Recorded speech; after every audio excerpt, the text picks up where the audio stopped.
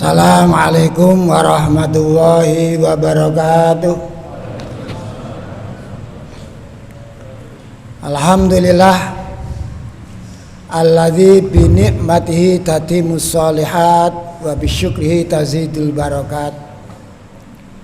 Wassalatu wassalamu ala sayyidis sadat Muhammadi wa alihi wa ashabihi salatu wa salaman daimaini mutalazimaini ma damatil ardu was samawat amma ba'd.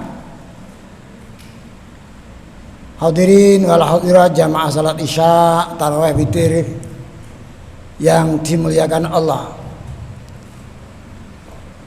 Dalam kesempatan di bulan penuh maghfirah, bulan penuh berkah, mari kita mengupas hadis yang diriwayatkan Abu Hurairah bahwasanya Rasulullah Shallallahu Alaihi Wasallam pernah bersabda, sab'atun yudhilluhumullahu yauma la dhilla illa dhilluh. Ada 7 golongan, ada 7 kelompok yang Allah nanti memberikan payung, memberikan perlindungan pada hari yang pada waktu itu tidak ada perlindungan kecuali perlindungannya. Kita bisa bayangkan, panas terik menyengat, gunung diratakan, bumi dihamparkan, dan dibalik menjadi perak. Tentunya kita akan mengharapkan semuanya untuk payung, perlindungan. Lah disinilah nanti ada 7 kelompok, 7 golongan yang mendapatkan perlindungan Allah. 1, imamun adil, pemimpin yang adil. Padahal kita tahu kullukum ra'in wa kullukum mas'ulun an ra'iyati. Kalian semuanya adalah pemimpin dan semuanya pemimpin akan dimintai pertanggungjawaban. Maka keadilanlah untuk mencari kebaikan masyarakat, kemaslahatan umat, bukan tebang pilih terhadap memberikan hukum. Satu misal, kita sebagai orang tua, adil bukan harus sama. Anak SMA 15.000, SMP 10.000, SD 5.000, itu adil. Tetapi kalau di Kebiawiyah 15.000, tentunya tidak adil. Maka adil sebenarnya itu pun juga harus melihat situasi yang bisa membuat sesuatu itu menjadikan nyaman dan aman. Sehingga di dalam letak permasalahan perlu pertimbangan, tidaklah harus abrakadabra. Yang pertama adalah imamun adil. Yang kedua adalah syabun, pemuda, nasya'a fi ibadatillah, kadang anom, tunas muda yang senantiasa hidupnya dalam keadaan ibadah. Tentunya itu pun semuanya juga harus perlu dari orang tua. Meskipun kita tahu innal huda hudallah, sesungguhnya petunjuk adalah nyala petunjuk Allah, tetapi tidak lepas dari orang tua. Sejak dari hamilnya kita orang tua berdoa. Kata orang Jawa, Joko Montro, Fatihah, ya Allah jadikanlah ma fi batni zaujati, apa yang ada di kandungan perutku, jadikanlah dzurriyyah thayyibah. Al-Fatihah. Ini namanya Joko Montro, hanya dikombinasi dengan orang Jawa, Joko Montro. Tetapi Fatihah 5 quriyat lah. Fatihah itu apa saja? Hadis Rasulullah Sallallahu Alaihi Wasallam. Mbah, selamat Mbah, Al-Fatihah. Mbah, anak saya ujian Al-Fatihah. Inilah Al-Fatihah 5 quriyat salah. Orang tua tidak lepas mendoakan anak-anaknya, buah hatinya, agar menjadikan qurratu ayun. Inilah nanti akan digolongkan remaja, pemuda, generasi yang di dalam tumbuh hidupnya dalam keadaan ibadah pada Allah Subhanahu wa taala.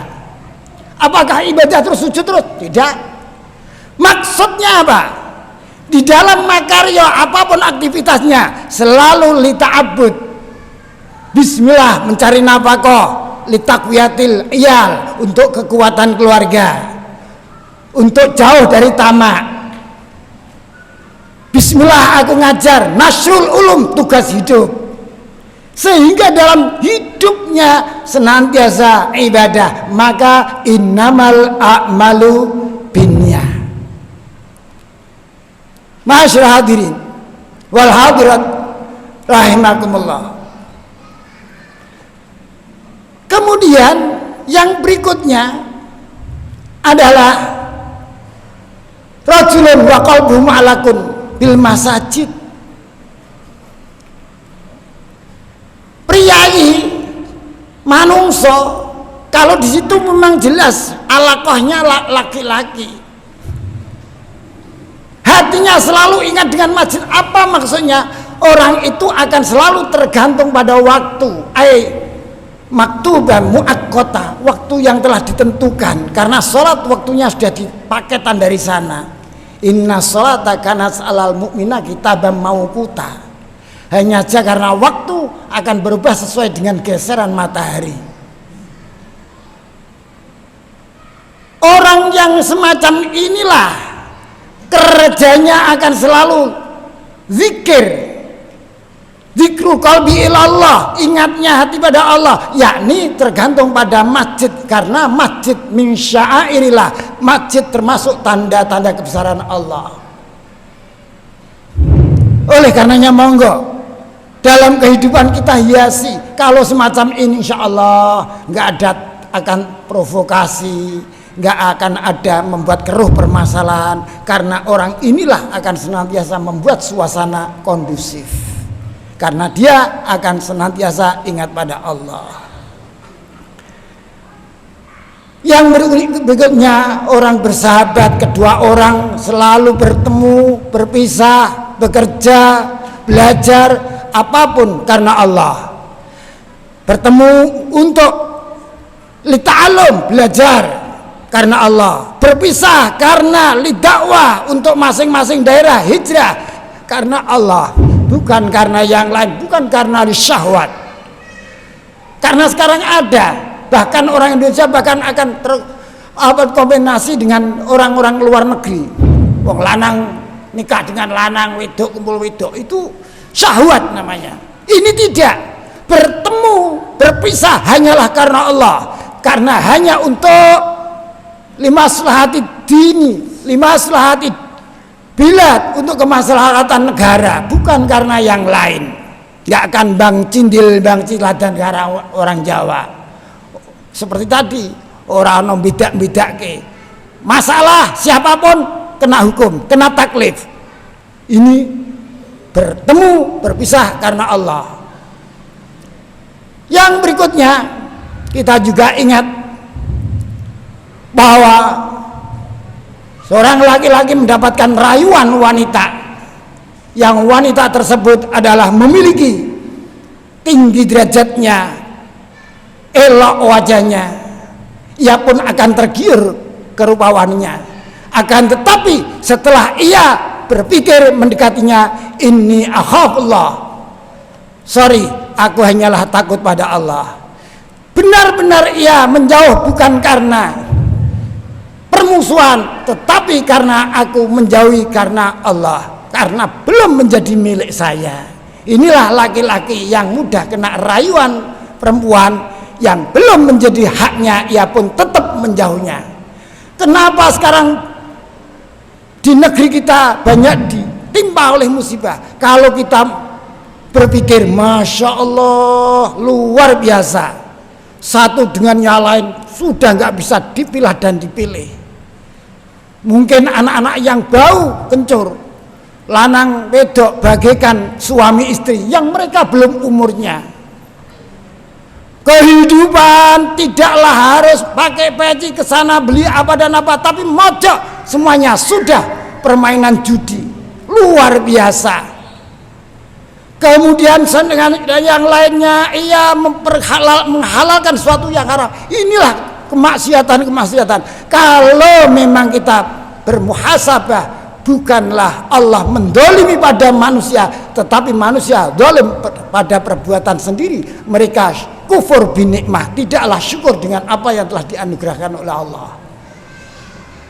Kemudian yang paling akhir adalah benar-benar mentasarufkan rizkinya tangan kanan, tangan kiri tak melihat. Tidak seperti kita. Kamu tadi lihat gak? Hamba Allah yang memberikan uang 1 juta, yang tahu hanya saya, tak kandani gak bilang saya. Itu apa itu?